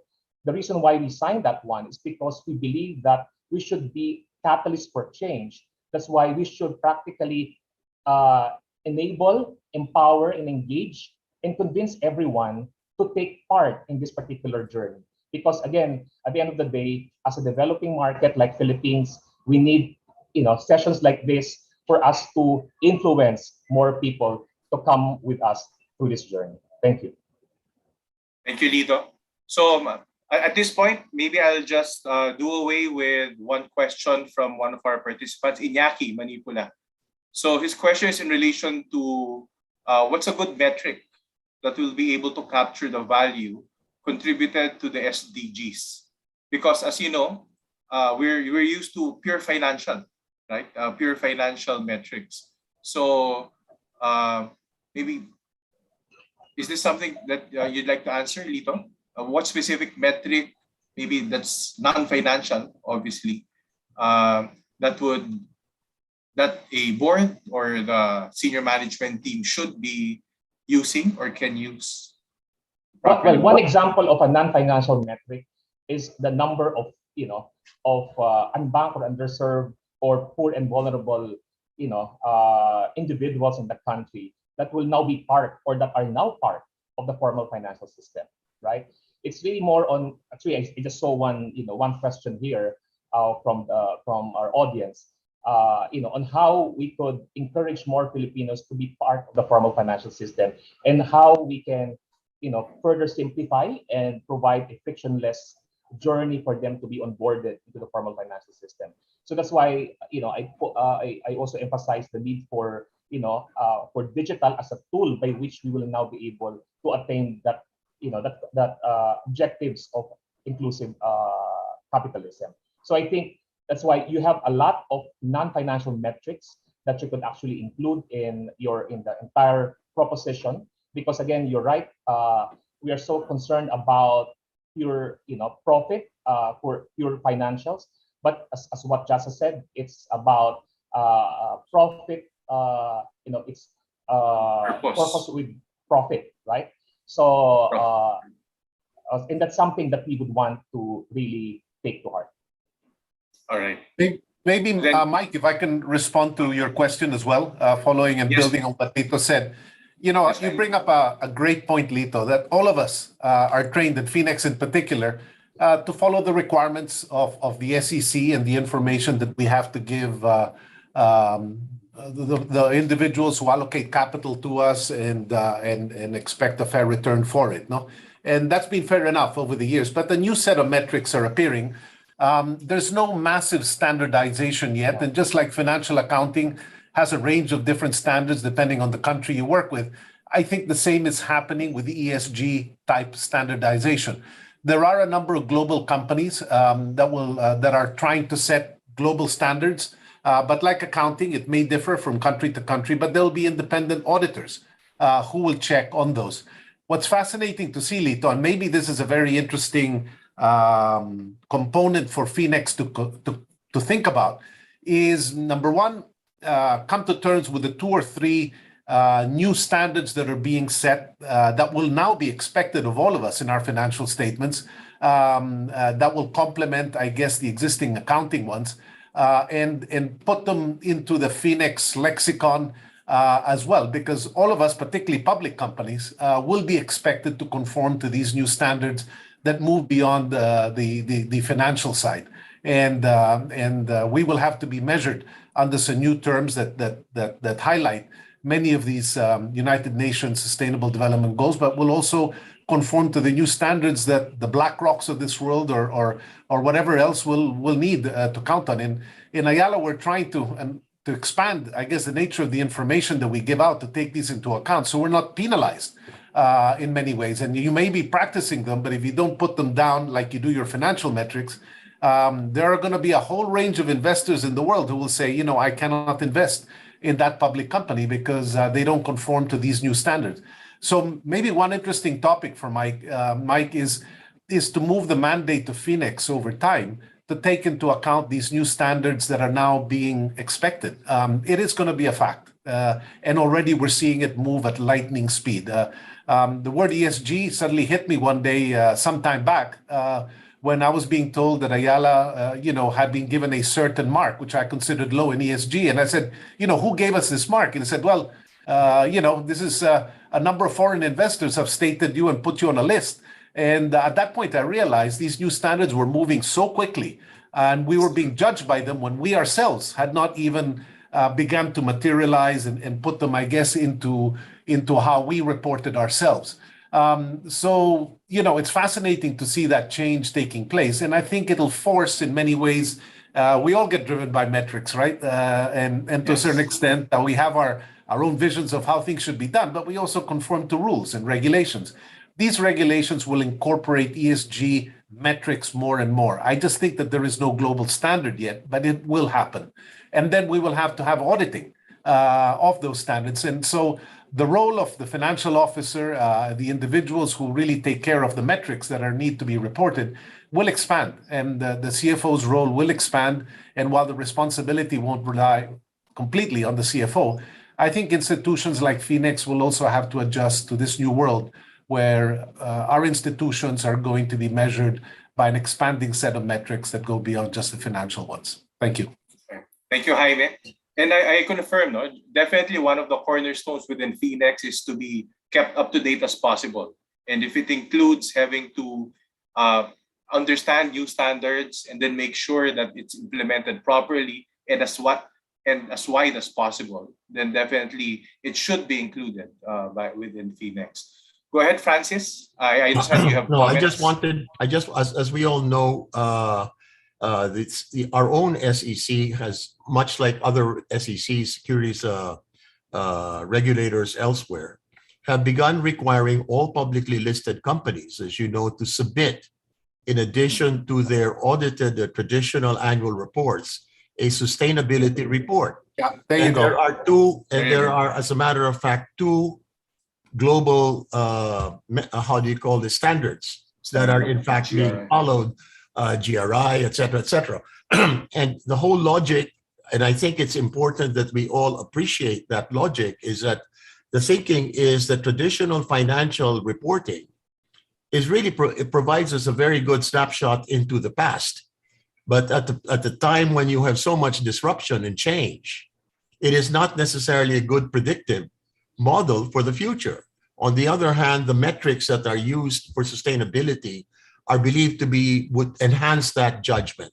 So yes, I agree. I think that work is being done there, and I think it's important that I quite agree that FINEX join forces and take the lead in really the accounting and getting the accounting profession and standards to recognize this, because it's very fast moving. Thank you. Thank you, Francis. Yeah, and then going back to what Francis mentioned earlier regarding AC, you mentioned that the company was able to transition from individual CSRs, they have dozens, if not hundreds of companies, into a centralized, well-embedded, strategy that's connected to investments. Jaime, I'm interested to find out, how long did that journey take?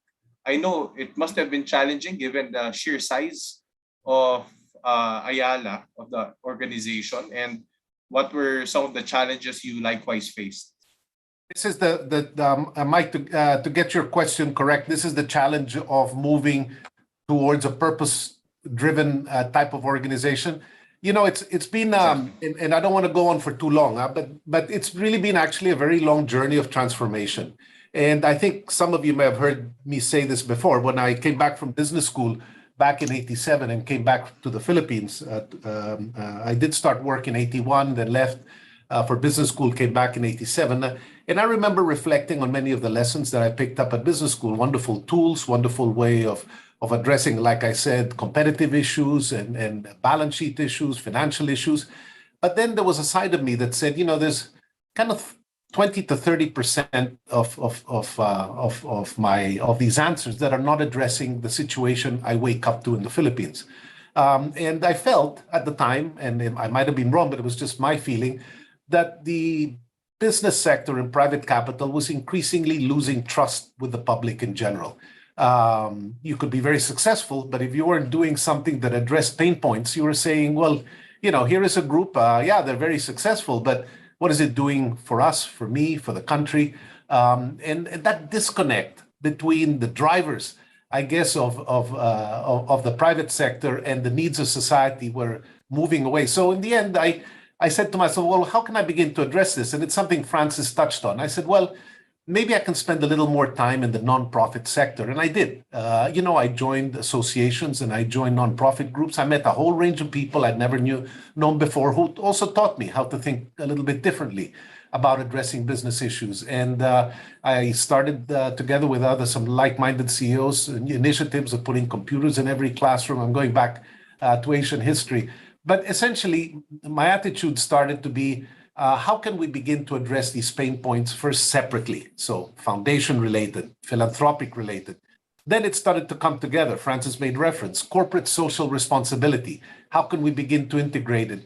Now, and I think Francis said it again, these things are now being embedded in the way we do business. The journey, it's been different for many people, Mike. Sometimes it started 20 years ago. I remember the theme of doing business at the bottom of the pyramid, of beginning to address, which now basically people call sustainability and inclusiveness, which is, You're a company that deals, with X number of people. How can you help bring in a far greater number if you hit the right price point and the right product range and bring them more formally into the economy? These issues have evolved over time. Our journey has been one that's kept shifting and changing, but where we are now, and I go back to what Francis said, which is we're now realizing that we have a broader role and a broader responsibility that's not just basically the return to shareholder metrics and what the SEC requires for us. And the metrics governing ESG, somebody mentioned GRI, new GRI standards, there are a number of other metrics coming up, will increasingly define the way we are looked at. And as a last thought, I wanted to mention that, I'll be frank, when we started to look at the Sustainable Development Goals in Ayala, I was so happy because every year we showed our SEC-related statements to the investors, which is great. I mean, how you use your capital, the cash flows, the balance sheet, the value created, that's super. That's been our training. But with the new ESG metrics and the new sustainability blueprint, you're beginning to show how many people am I employing? How am I contributing to society? So us as a business, when we now go to the public, they don't look at us just as a profit-generating entity. They now see that we have an ecosystem that is contributing in significant ways, like all of you are, to the economic system. I think that narrative has to now take place. Private sector is contributing to our country in ways that are way beyond what the SEC reports. And I think now job creation is of vital importance. And all of you here in this room are part of institutions that are creating jobs. So anyway, I can go on and on about this, Mike. I don't mean to say it, but these new standards will also make us more human as institutions, not just profit-driven institutions. Of course, that's important. It creates a sustainable financial model, allows reinvestment to take place. But all of you will begin to be seen under these new metrics as institutions that are contributing to our communities in more ways than just profits. Thank you, Jaime. And also regarding the new standards, there was a comment raised by Chit Manabat, one of our former presidents. No, the IASB and the ASBA are already working on the appropriate standards anchored on ESG. So at least that's a moving part.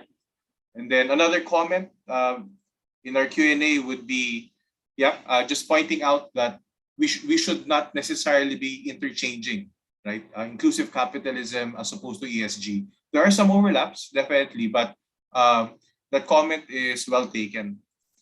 And then maybe a question for you, Francis. You raised earlier the point that the private sector should take the lead, but reality is that the environment is governed by rules set by government. For instance, there has been an initiative to give access to financing to SMEs, but the BSP requirements on KYC are too tedious. How can we address this? How can we help to create the right environment?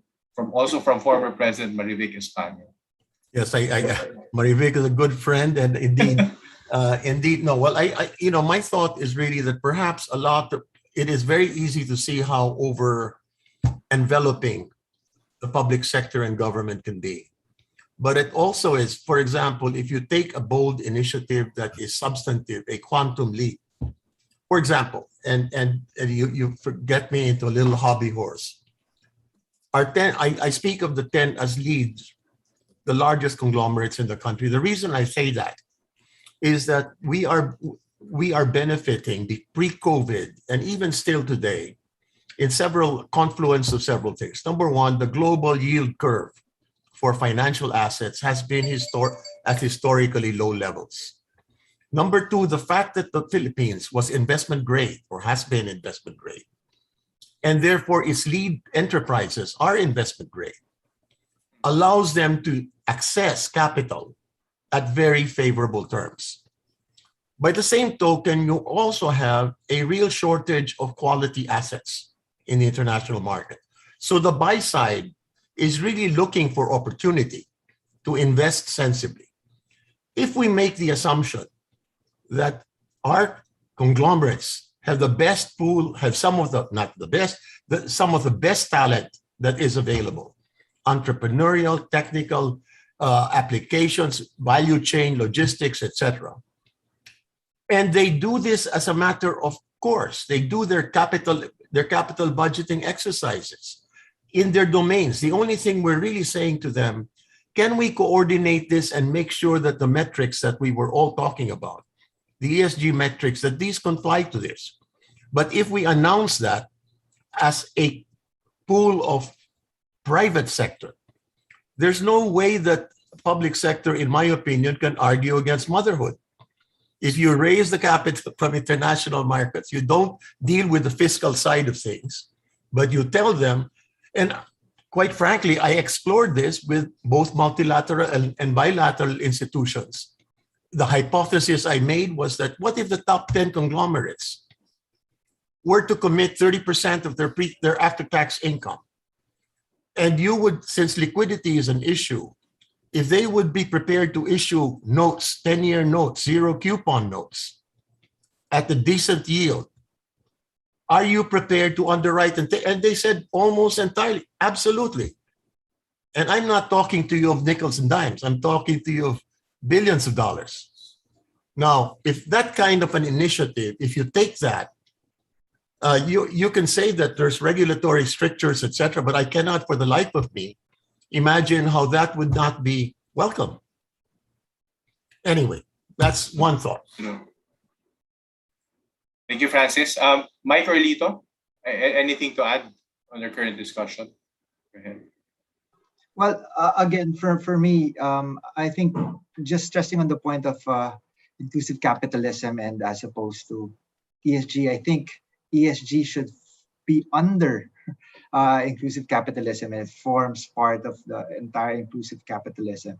And I think the fellow panelists have given a lot of good points. And I think the other thing that I would like to stress would be, in our conduct of business, how will it impact our clients? And I think eventually, if we center our attention towards how it impacts clients in their day-to-day business, because ultimately, the greatest paradox is profit, maximizing of profit, or maximizing benefits for clients. Of course, there should be some thing in between that you can work on. But if we focus all our efforts in looking after the client, and then definitely that's one clear direction which companies can take. And that is one way to shape all the strategies towards inclusive capitalism. For example, the way we do in Sun Life is we've started, I think even 10 years ago, we've started our financial literacy programs. I think in order for us to be able to be successful in our field, we need to educate the people who we would like to target. And that is very important for us. And as we went along over those years, we wanted to further expand it. And there was a point in time where we even had a mantra of success to significance, meaning, okay, we're already the top of our game. How do we become more significant in what we do?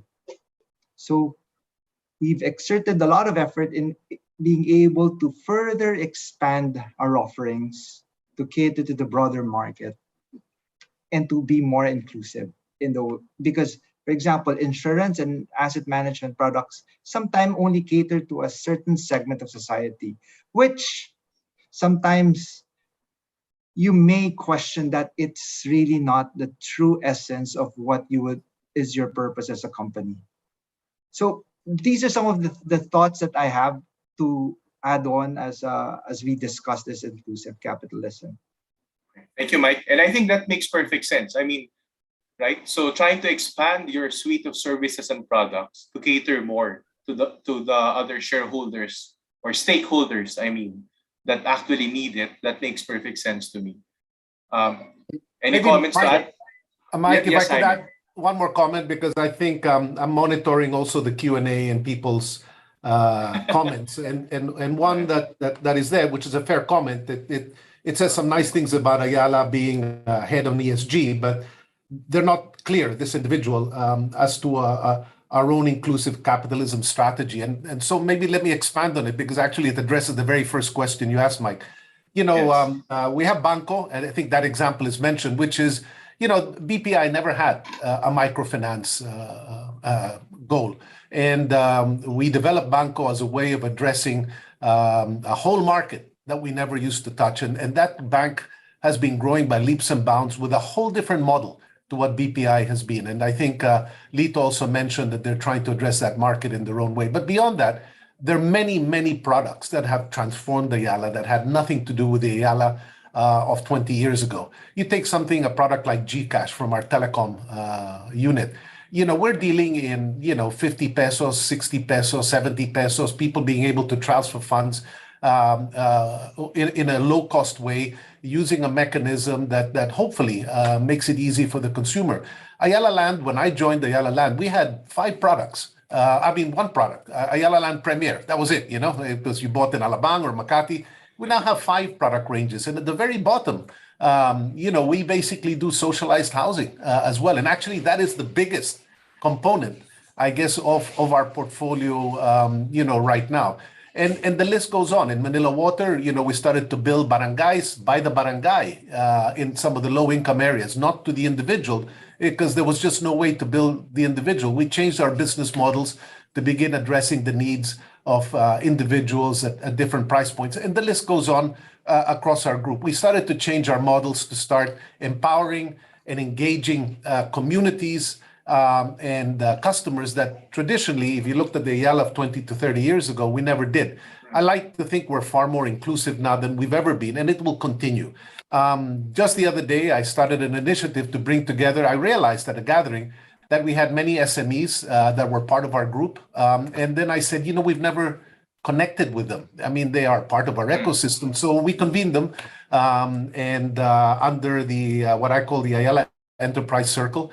And during the middle of this crisis, we started to give them access to health-related products. We started to communicate with them, see what they needed, understand their touch points, and start to address them in any way we can. It reminded me of what Mike said, which I loved Mike's comment about financial literacy. I think that's just a fabulous insight. Here we are selling, Mike said, slightly complex financial products, but we're not doing our share to make people understand what these are all about.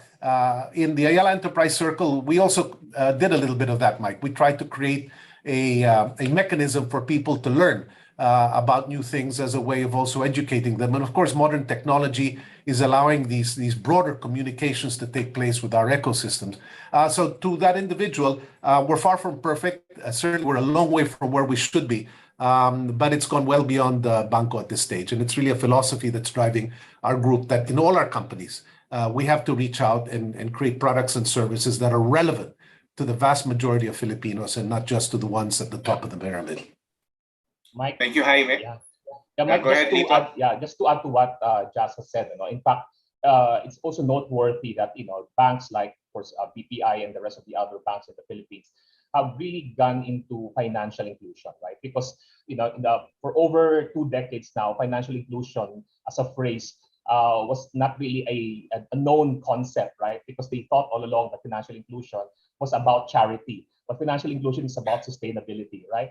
So, and of course, RCBC was known for the longest time as the bank for mass affluent, but now we embraced inclusivity, and that's why, aside from the RCBC mobile app meant for the mass affluent, we now have 2 mobile apps meant for both the mass affluent and the mass market, and actually even extending it beyond the concepts of financial inclusion, because we know for a fact that language is also a barrier to entry in the Philippines, right? So that's why we made it a point that this financial inclusion super app is in Taglish and now also in Cebuano, right? So to make all these financial concepts that are actually known in English be understood by ordinary Filipinos, right? Because again, inclusive prosperity is also about education and about literacy, right?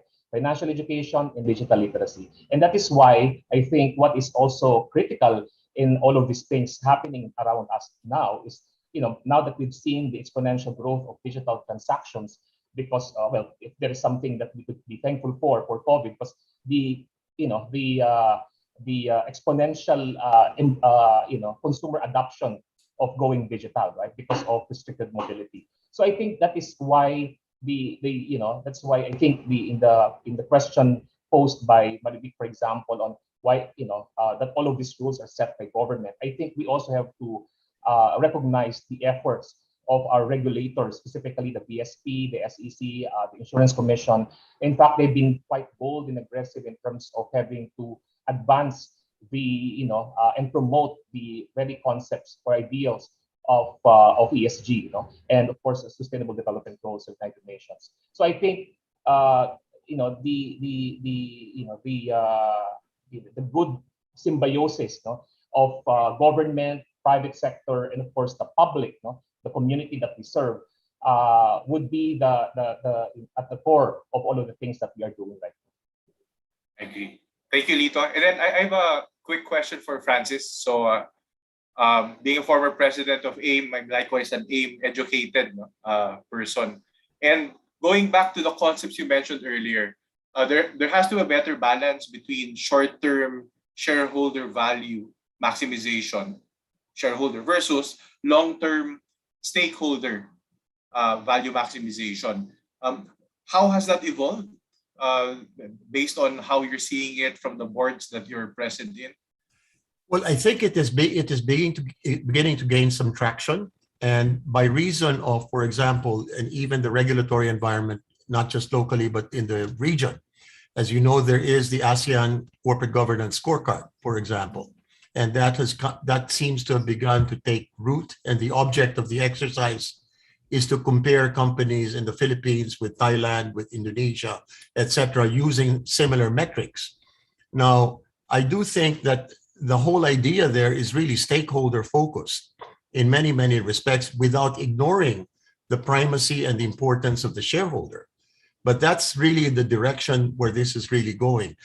In one of the boards that I sit, I was surprised to see, I think one of our colleagues, I don't know if it was, I think Mike would mention this, but this was a directive essentially to get out of all fossil-fired investments, essentially, and that's not to stop, mind you.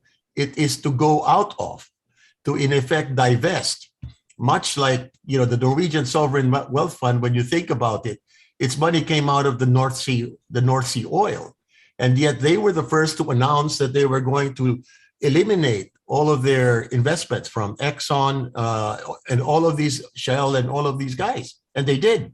So to answer your question, Mike, I think it is beginning to gain some traction. It is not very easy because at the same time, managements are still evaluated. At the end of the day, they're evaluated. What are your results? And those results are still overwhelmingly financial, clearly and understandably, in fairness. So it is a process, but what I'm frustrated with is we've got to find ways of accelerating that process.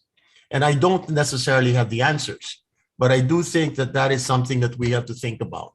How do we do that without, throwing out the baby with the bathwater?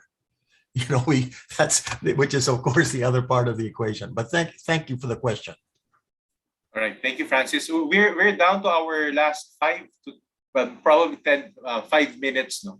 We don't Sorry, Mike, may I just make one little add, if I may? Yes, go ahead, please. Talk about product lines, and if I just wanted to make this last point, that cater to the bottom of the pyramid. Now, I just want to emphasize that is absolutely and totally wonderful. However, the fundamental issue is really making sure there are incomes at the bottom of the pyramid, because absent incomes, it's meaningless. Access is meaningless. So it seems to me the horse, the horse and the carriage, it's got to be, we've got to begin and focus, make our clear focus, it's on the incomes. And whether it is a Keiretsu type system of large and small and collaborative, or what some other system, I think that's what we should keep our focus on. Thank you.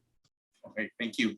And then Jaime, during your introduction earlier, one of the statements that wowed, I'm sure most of us, would be when Jing mentioned that you're a member of the Council for Inclusive Capitalism with the Vatican.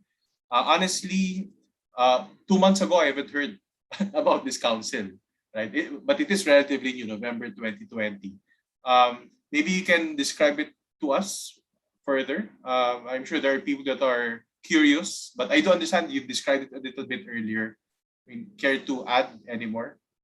Sure. I'll mention it briefly. It was actually, I was approached by an old friend who I hadn't seen. Life is full of serendipity and opportunities, and I ended up sitting. This is a longer story. I'll keep it really short.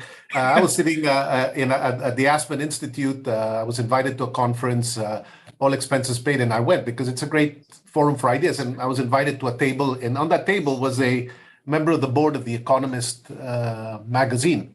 And she's the wife of Evelyn Rothschild. And she sat next to me and she said, Jaime, I think I remember your father, and my husband remembers your father from the Philippines, how are you, etc. We connected. Anyway, we kind of saw the world a little bit in a similar way, and our connection disappeared after that conference.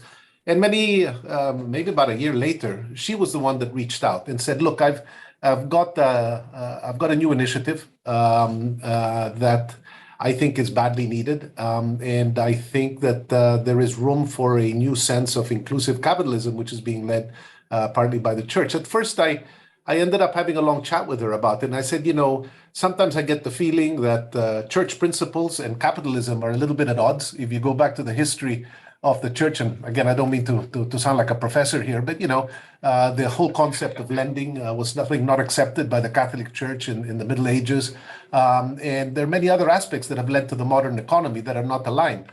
And I said, for that reason, I'm a little nervous about this. And then she was very, very smart, in convincing me. And she said, look at it this way, Jaime. I think we need the Vatican and other religious institutions to buy in to capitalism and not be against it. And they can only buy in if we all start to change the way capitalism works and the way we address the needs of many sectors, like the three panelists have referred to. And after a while, she convinced me and she said, look, I'm starting this. And I've always loved the way, you work in the Philippines. I track you after that meeting that we had in Aspen, and you stand for all the values that I believe in. And a number of us are starting this. And I don't have anyone really from Asia. I'm more linked to the European community. Anyway, it led to my saying yes and joining her. And she said, can you help me find others who think like you? And we did. And that's how it started. And I think she's widened it from just the Vatican now to other faith-based leaders. And I think she's onto something, and this is building up. And if anyone is interested in joining, I have some colleagues here, Maripi Halandoni, Paulo Monteiro from Ayala, and I'm sure they'll leave their names.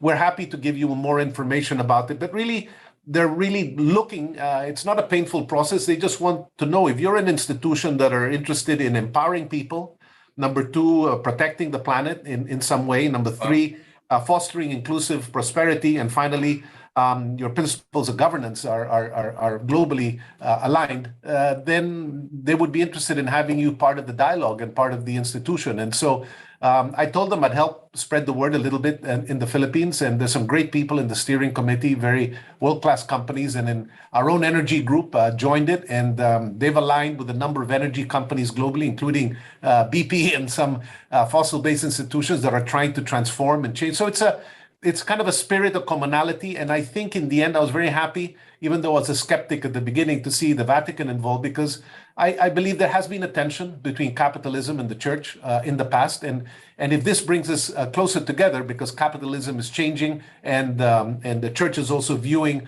the private sector and its own contributions to society in a new light and seeing it as a positive force, then I think it goes back to that thing we've all been talking about, which is there's a need for all of us to cooperate more and not sort of be against each other. Anyway, that's it, Mike. And more than happy to through our team to talk to anyone, maybe through FINEX, if anyone's interested. We're happy to bring them in. Thank you. Yes, thank you. So for our attendees who are interested to understand more, you can course it through us. We don't want to burden the Ayala team. So, and we'll make sure that it will reach them. So now, unfortunately, we need to wrap up soon. If I may ask and request each of the panelists to please give your final statements. Maybe Mike, can you go first, please? Okay, sure. Well, thank you. This has been a very enlightening discussion amongst my co-panelists. And I think in which aspect I represent, I think I represent the buy side here and the institutional investing side. Definitely, we will look at how companies will deploy its capital and how responsible they deploy their capital. And more than the creation of shareholder value, there is really that move for all investors to look at more than net income. It's really more of what is the purpose of the company and how do they envision those purpose.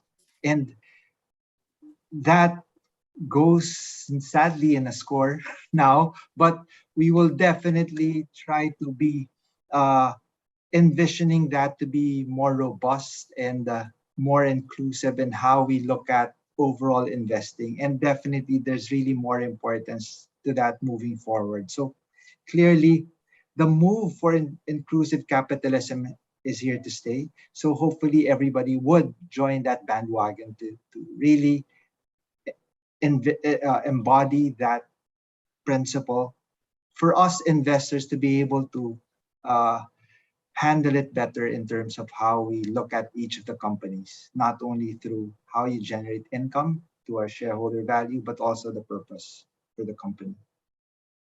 Thank you for that, Mike. Over to you, Lito. Thank you. Thank you again, Mike, and of course to FINEX for having this great session, and of course to Jaza and to my other co-panelists. I think I could sum up, my experience here in this particular session on inclusive capitalism with four initials, triple S and I. It's about inclusive capitalism is all about speed and scale with sustainable impact. Thank you. Okay. Short and sweet. Thank you, Lito. Go ahead, Francis. Well, thank you very much. It has really been I sincerely feel a privilege to have participated, and thank you. And I also think Mike G, you have done a fabulous job in getting and drawing out the most important issues and so forth, and I compliment you for that. I simply want to end with a sentiment that Jaime had indicated from the start, that, well, at the end of the start of the first round of questions, that we're very much more aligned than we are separate. It's much more common rather than disparate. I just want to refocus our minds. I think one of the mistakes, Mike, that business schools sometimes teach, almost without exception, their students begin to think that you can actually manage outcomes. And the reality is you don't. As the gray hairs, I don't know, Jaime, if you agree, as the gray hairs begin to grow, you find out you don't control outcomes. Most beautiful symmetrical models that you might have. But what we do know is we have to do our damnedest to do it within our ecosystem. So that, I think, is the message here. Thank you. Thank you, sir. And then Jaime, over to you, please. Thank you to the two Mikes, Lito, Francis. Real pleasure to have this dialogue with you. I guess I'll keep it very short, but maybe with one thought that's maybe different to anything else I've said. The broad one is just to reiterate that I think we all have a broader responsibility to the ecosystem around us. And all of us as institutions, in our own way, be it small or large, have to start contributing to addressing the pain points that we face in society, but using a for-profit model. By all means, do your philanthropic work and the rest. But I think if our institutions can address those pain points in a way that is financially sustainable and keeps the reinvestment flow going, we create a whole new model of capitalism that's interesting. And maybe one last thought, only because we have dedicated ourselves to it. We do have many pain points in our society, but maybe let me just advocate for the health sector and the education sector at this point. In the Ayala Group, we felt that those are two sectors that need attention. And we have allocated, as you've probably seen, capital to it. We've tied up with the Yuchenkos on the education side and tried to create new models for learning. And I won't go into it now anymore. And on the health side, we formed AC Health, which is creating also new models for addressing health things. Those are two areas where if you as companies can help address those two pain points, they will make a marked difference to creating employment and mobility again on the health side and education, because it's been a hell of 2 years for all our young students, and we're going to have a generation that are going to come up quite handicapped in this side. Anything anyone can do to help address that in a legitimate and creative way will be of great benefit to society. Thanks very much, Mike. It's been a pleasure. Okay. Thank you very much, Jaime. Thank you, Mike. Thank you, Lito. And thank you, Francis. It's likewise been our pleasure on behalf of FINEX. So I agree with a lot of the statements shared during this session. And then lifting from Jaime's keynote speech, two things. Inclusive capitalism has tremendous potential to generate value for enterprises. For sure, I'd like to think that all of us in attendance and among the hosts, we definitely agree to this. But at the same time, while making significant and meaningful impact in the lives of people. And then number two, now is the best time to redefine that social contract, between institutions and societies as we move towards a post-COVID world, what we call the new frontier in our conference. So inclusive capitalism its time has really come. There's no better time in recent human history for this. As if I recall from our discussions correctly, cooperation is key, and the embetterment of the society is the ultimate purpose. We know that it will always encounter hurdles, as with all novel changes normally faced. But again, what's the alternative? There's really nowhere to go but up. And now's the time to look at our common pursuits, common goals, rather than our differences. So with that, I would like to again thank our keynote speaker, Jaime, the panelists, Mike, Lito, and Francis. It has been a quick hour, the panel discussion. So thank you very much. And I'd like to turn it back to our Master of Ceremonies this afternoon, Attorney Jing Arellano. Back to you, Jing. Thank you, Mike. Thank you very much to our keynote speaker, Mr. Jaime Zubel de Ayala, our panelists, Mr. Enriquez, Mr. Estrada, and Mr. Villanueva, and our moderator, Mr. Gorin, for ably moderating the panel discussion. I personally learned a lot. We would like to thank also our sponsors for this year's conference, our partners, Divina Law, LT Group of Companies, and Union Bank of the Philippines, our platinum sponsors, Aboitiz Equity Ventures, Inc., Alliance Global Group, Inc., First Philippine Holdings Corporation, NOAA Business Applications, Robinson's Land Corporation, United Auctioneers, Inc., and Vista Land and Lifescapes, Inc. Our diamond sponsor, All Day Supermarket, All Home, Ayala Land, Inc., Meralco, and Reyes Tacandong and Company. Our knowledge partner, KPMG RG Banabat and Company. Our gold sponsors, Acrolo, Bank of the Philippine Islands, Certec Holdings Philippines Corporation, Converge ICT Solutions, Inc., Navarro Ampere and Company, Deloitte Philippines, Philinvest Development Corporation, FTI Consulting, Inc., Metro Bank, Mondenisan Corporation, PNA Grant Thornton, RCBC, San Miguel Corporation, Filipinas Shell Petroleum Corporation, and SGV and Company. Our patron sponsors, BDO Unibank, Inc., Mega World, Philippine National Bank, Security Bank, Wilcon Depot, and East West Bank. Our official broadcast partner, ABS-CBN News Channel, and our print media partners, Business Mirror, Business World, The Manila Times, and Daily Tribune. We would also like to thank everyone for attending today's session of the FINEX Week Conference. We hope that you will continue to participate in the rest of our webinars this week. Thank you, everyone. Keep safe and healthy. Bye-bye. Signing off. Thank you, Jing. Thank you. Thank you so much. Sirs. Thank you, sirs. Thank you. Take care. Bye-bye. Thank you. Thank you too.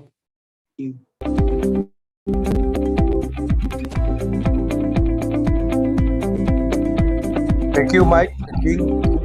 Thank you, sir. Thank you. Thank Galing you, mo, galing. President Francis. Thank you. Thank you. Pare, Thank you, President text na ba yung Francis. galing ng pagka-moderate?